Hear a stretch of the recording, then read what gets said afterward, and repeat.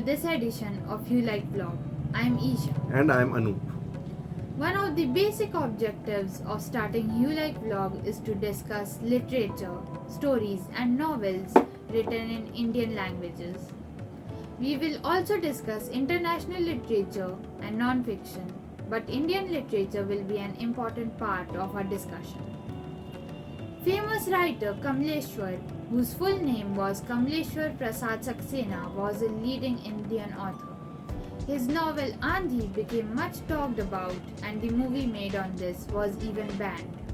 Kamleshwar ji had also written the scripts of many films and TV serials.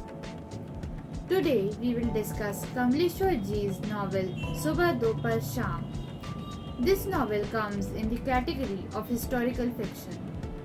This story is mainly of a family consisting of 4 generations, the oldest being the grandmother. She is sometimes called grandmother and sometimes great-grandmother, depending on the point of view of the character from whose point the scenes have been written.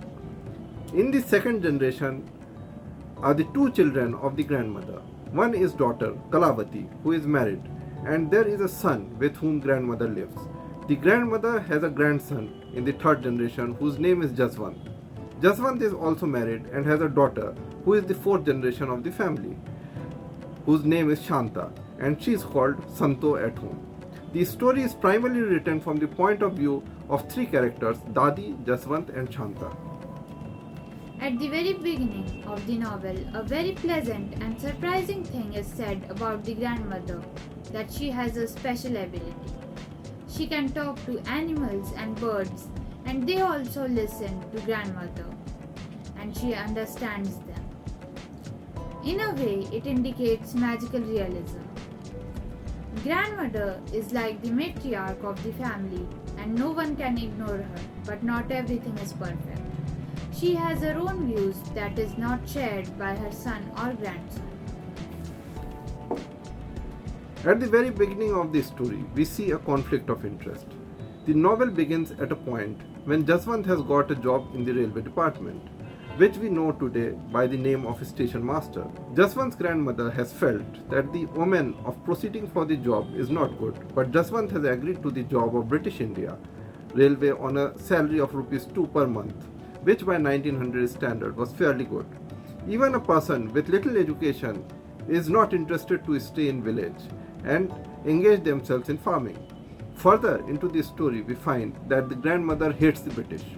Grandmother's husband was killed 43 years ago by the British in the rebellion of 1857.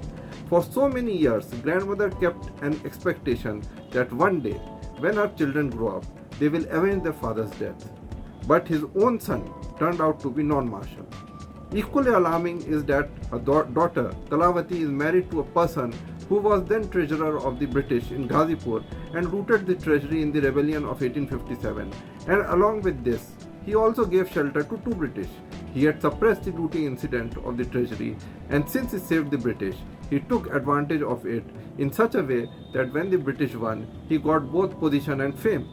Such duplicity is unpalatable to the grandmother, and that now they are cozy with the British rulers and have accepted high social status given by the British.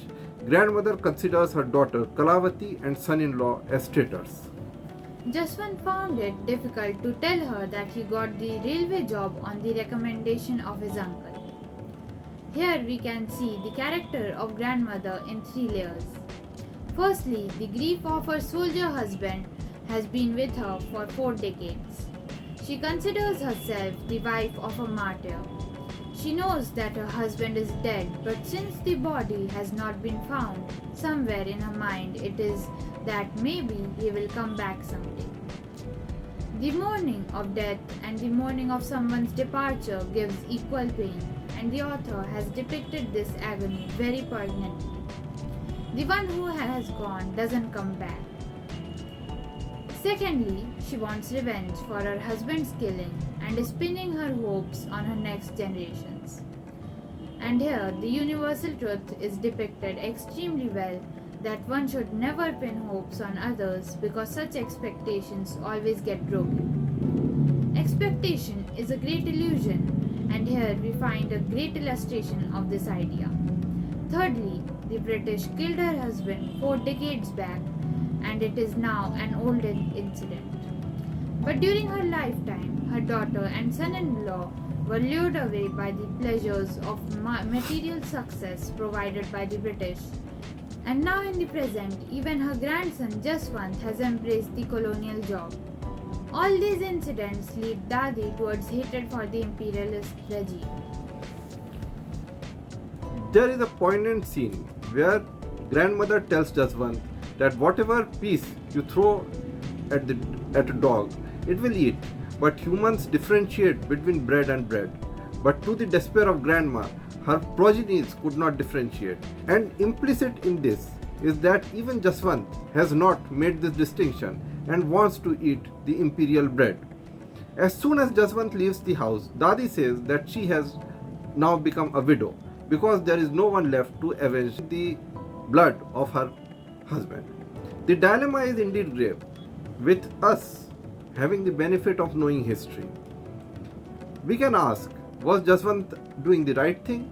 In 1900, the British had taken over the country and Dadi wants revenge. But how would Jaswant take revenge? Imperial power is abstract and rules by making laws.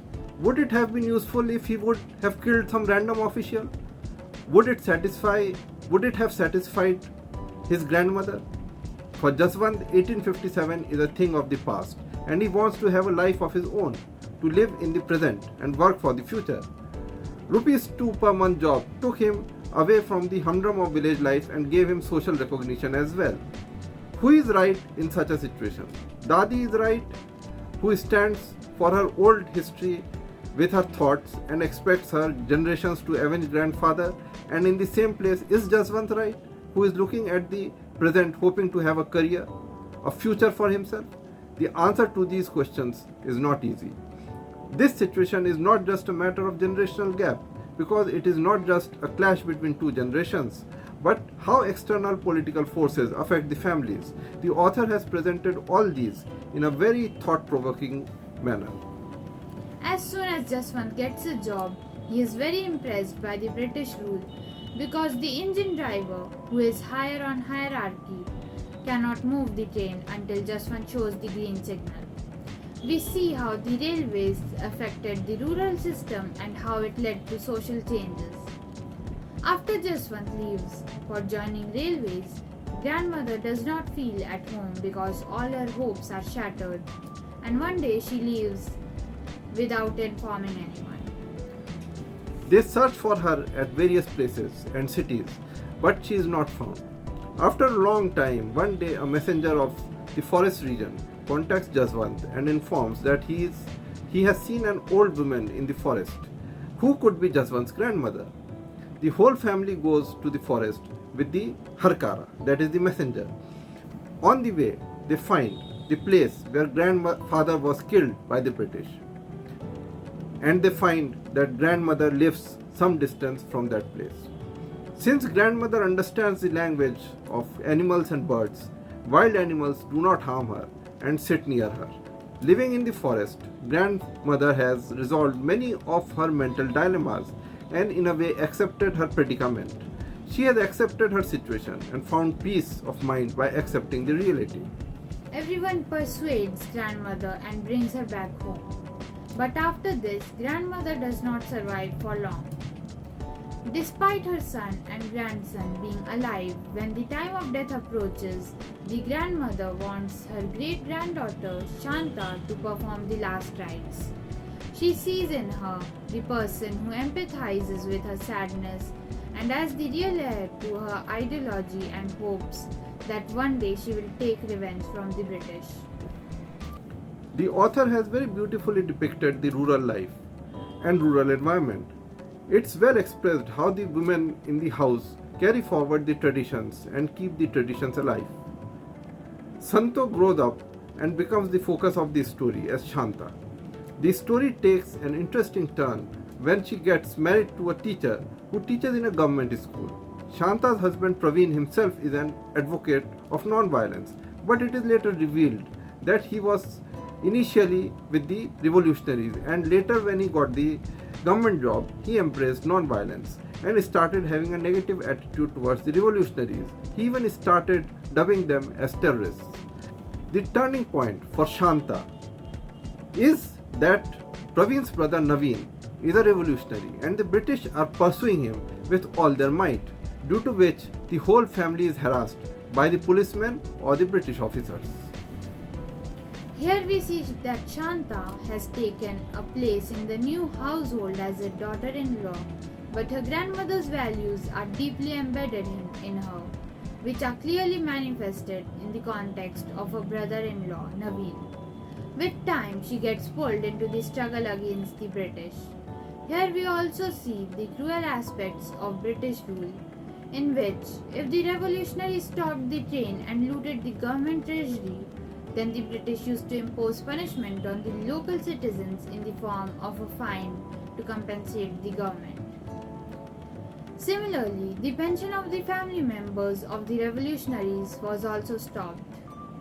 At the political level, we see the conflict between the revolutionaries and the non-violence advocates, but both understand that the goal of both was to free India from the British rule. Most of the people understood that English rule is not good for India, but still there were some people who considered British rule as good. Like a character in this book says that English rule has given peace, happiness everywhere, there is food and drink, and there is no fear of thieves and dacoits. We also get to see that in the same family, someone follows non-violence and someone is a revolutionary, and even someone from the same family is doing a government job. The dilemmas and the situational conflicts between them are influenced by the colonial foreign rule. It causes rift in families, yet the pull of blood hold the families together. This novel is very interesting, and if you are fond of reading historical fiction and have interest in Indian history, then you must read this novel. There are many things whose relevance is still there because the structures which were made by the British are still in place. If you liked this presentation, then please like and subscribe so that this presentation reaches those who like such discussion and are fond of reading books. In the end, I would say this: read a lot, read good books, read in the language in which you are comfortable, but do read. Thank you very much for watching this presentation.